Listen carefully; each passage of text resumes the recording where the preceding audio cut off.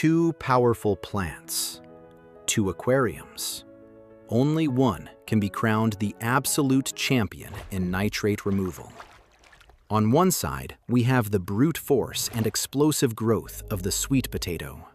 On the other, the silent elegance and constant efficiency of the peace lily. Many aquarists claim that one plant surpasses the other, but today, we're going to put that theory to the test in a 7-day controlled experiment. Which one really cleans your water better? The answer is not only surprising, it will completely change how you plan your aquarium filtration. If you're looking for crystal clear water and healthier fish without relying solely on expensive filters, this duel is for you. The challenge of the Ripariums. Welcome to the world of natural filtration. In recent years, the concept of a riparian system, the use of terrestrial plants with submerged roots, has revolutionized the aquarium hobby. The goal is simple: to use nature to do the hard work. Today, the focus is on the two most popular plants in this niche.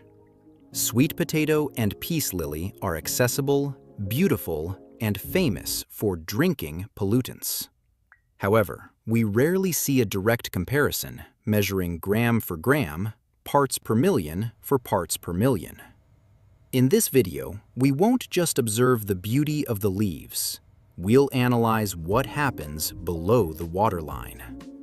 Get ready to understand the biology, growth strategy, and real impact of each on your aquarium's ecosystem. The experiment is set up, and the plants are ready for battle. Why is nitrate the target?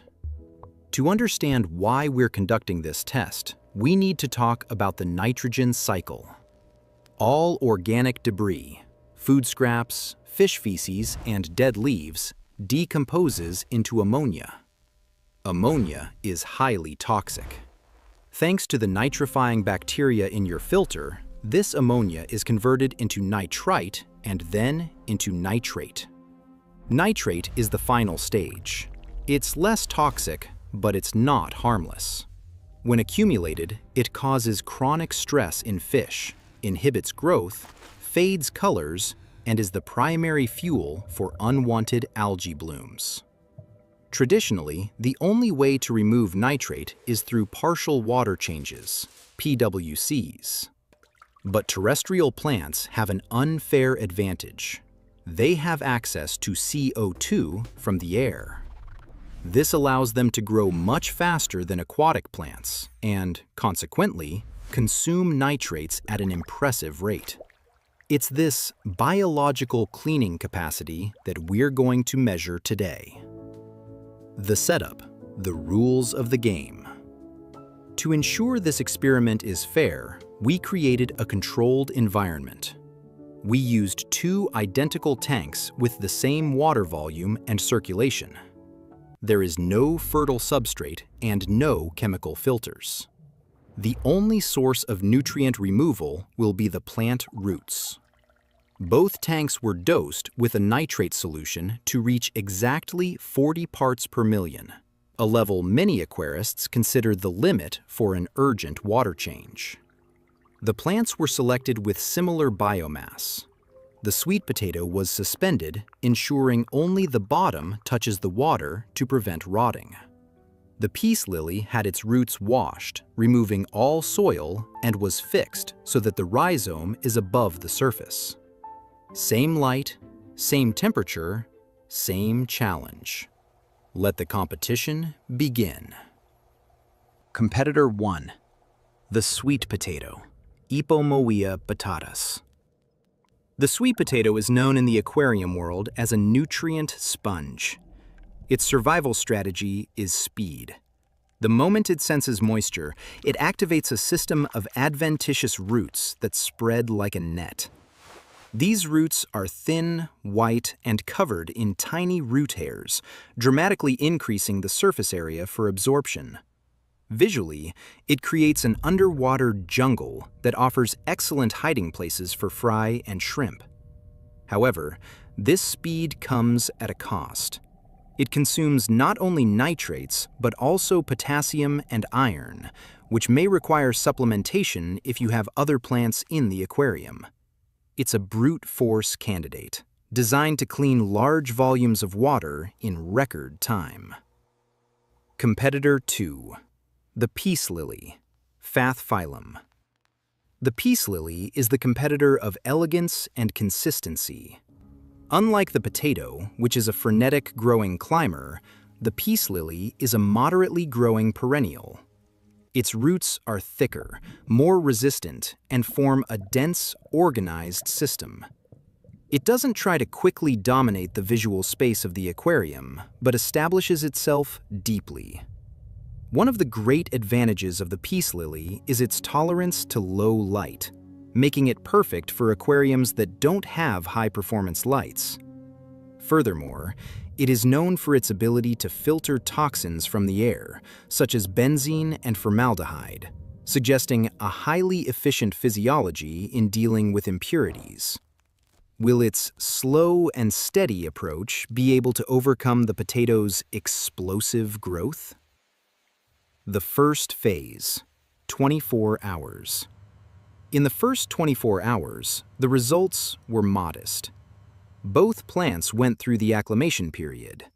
The peace lily showed immediate resilience, with its leaves remaining rigid and healthy. The sweet potato, on the other hand, began to show the first white spots at the base, signaling that the roots were ready to break through. In terms of water chemistry, nitrate remained at 40 parts per million on both sides. At this stage, the plant is more concerned with adjusting its osmotic pressure than with feeding. The water in both tanks remains crystal clear, with no signs of organic residue. The second phase, 3 days. The third day marked a turning point in the experiment. The sweet potato exploded. Its roots reached 10 centimeters in length, creating a network that already occupied 20% of the water volume. The nitrate test revealed a drop to 25 parts per million, a remarkable reduction in just 72 hours. In the peace lily tank, progress was more conservative. The roots showed signs of new white tips growing, and the nitrate dropped to 35 parts per million.